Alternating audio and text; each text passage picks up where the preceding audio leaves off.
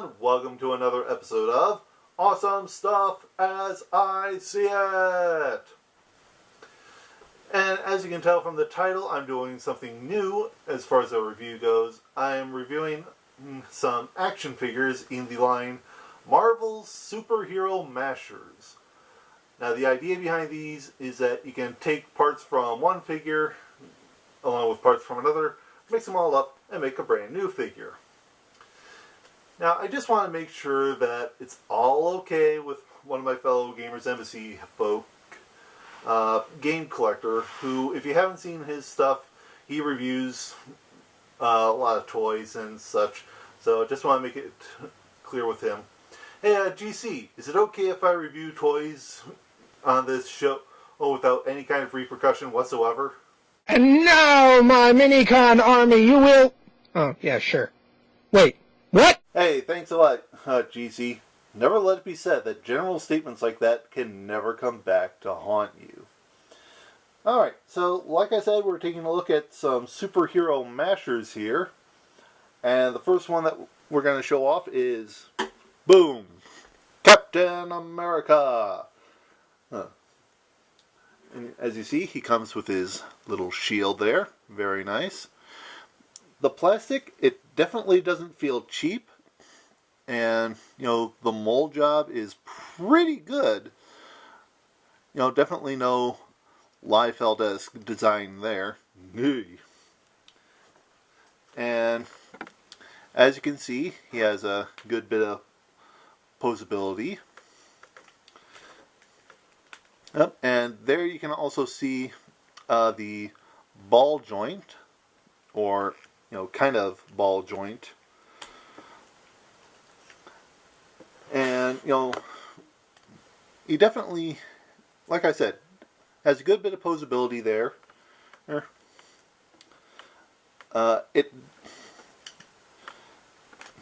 can move the arms in, move the legs, pretty good range. And the head, tilted up to look up at Old Glory. I have seen some reviewers that have said that they want a waist joint, but I think he's pretty good without the waist joint. Now, all of the figures, no matter what the size, they have a number of these holes here. Two on the feet, one on the leg here, one on the wrist, one on the arm, and two on the back. And of course, it's the same on the arms for this side. That, of course, allows for all the accessories to plug in from other figures and their own. So we'll put a cap there, and as you can see,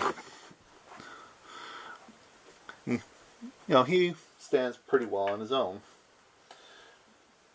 Now, the second figure that we've got here is the Green Goblin, nemesis of Spider-Man, and also William Dafoe's career, depending on how you look at it. As you see, he's got a couple extra pumpkin bombs, which I just put into the armholes there, which kind of makes them look like orange tumors, but that's your lot. Alright, Gabi will just move you over here to make room for the big costing figure of the bunch, Iron Man. Oops. Sorry, Gabi. But yeah, Iron Man.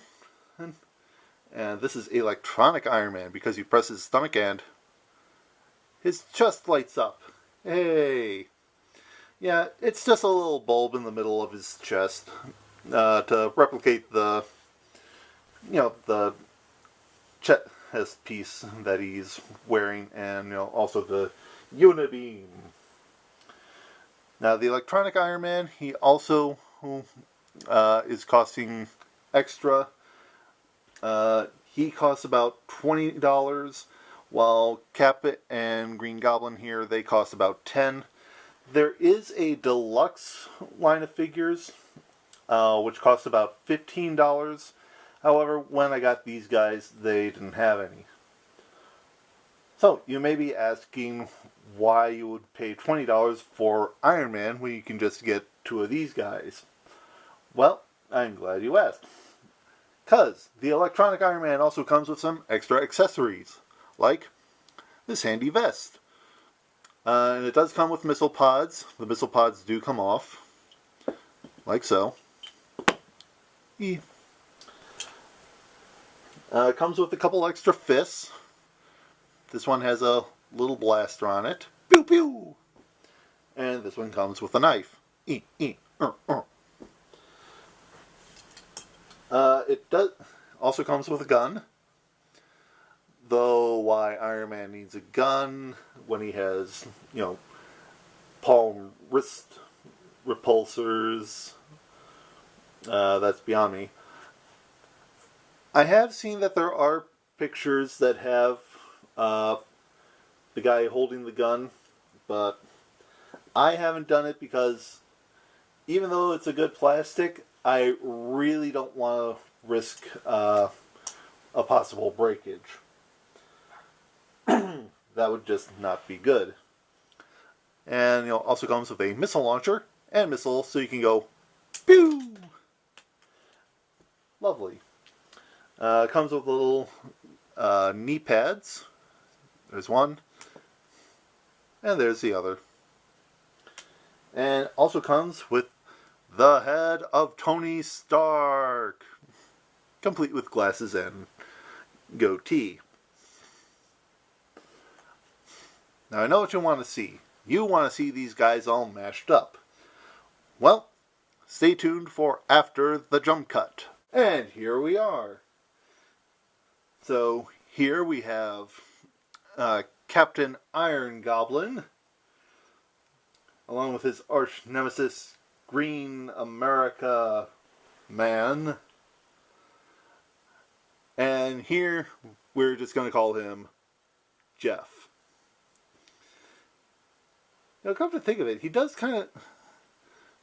Let me just bring the Tony Stark head. It does kind of look like Jeff Goldblum, in a way, from Jurassic Park. And as you can see, I got the hand to hold the gun.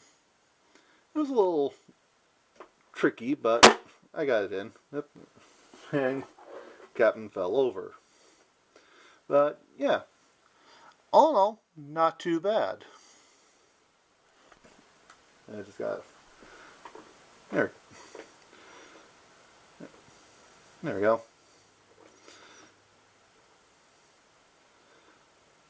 But, yeah.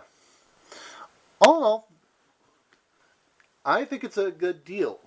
Oh, like I said, the smaller figures are $10 a piece. The electronic ones are $20. And the deluxe figures, they're in the middle ground of $15. So, you get some good bang for your buck there. And I know what you're thinking. I mean, what does Iron Man look like with all his extra stuff on? Well, hang on just a second and I'll show you again right after the jump cut. And there you have it. Complete with missile pods, extra gun, knee pads, blaster, and launching missile launcher.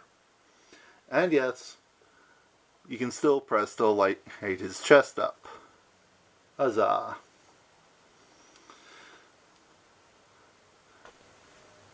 So I bet you're wondering how easy they are to come apart. Well, I'll show you right here on Jeff. As you can see, the arms pop off rather easily. The big parts of the arms here, they are attached to the chest, so don't go pulling on these thinking they'll come apart, otherwise you'll break it. And head pops off. You can see the ball joints, they have a nice little bit of movement there. For the looking around, obviously you have got the socket there to, we'll make them go, oh, what happened? Ah, my head popped off. And the legs come apart. like that at the knee, and also there at the thing. So, yeah, that's a pretty good allotment of parts that pop off.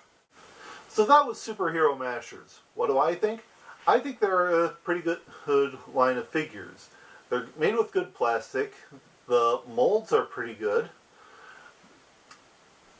They've got a good range of motion, and the main gimmick of them actually works. As you saw, I made some pretty good figures, and if I had some other ones, I could make even more. The price point might be a little steep, but these are some quality figures. Would I say that they're good for an adult collector? Maybe. That all depends on how you feel about Marvel and how creative you are. All in all, I would definitely say check them out. If you don't want to get one of the electronic figures or the deluxe figures, the regular figures at $10 a piece, that's not too bad. I'm definitely reminded some of G.I. Joe as far as posability goes. Like some of the older G.I. Joe figures. And, like I said, they're pretty good. And for an adult collector, maybe, depending on how you feel about Marvel. But for a younger kid, I would say, it's a pretty solid investment. You pay $10 for one of these figures. Let them pop them apart. Naturally, of course, you kind of want to make sure that they don't try to swallow any of the pieces, because choking hazard and whatnot. But still, for a reasonable kid, I would definitely recommend it. So, that will do it for this episode of Awesome Stuff as I See It. And I shall see you guys in the next episode. Until then, may your safe files never be corrupted. Take care, everyone.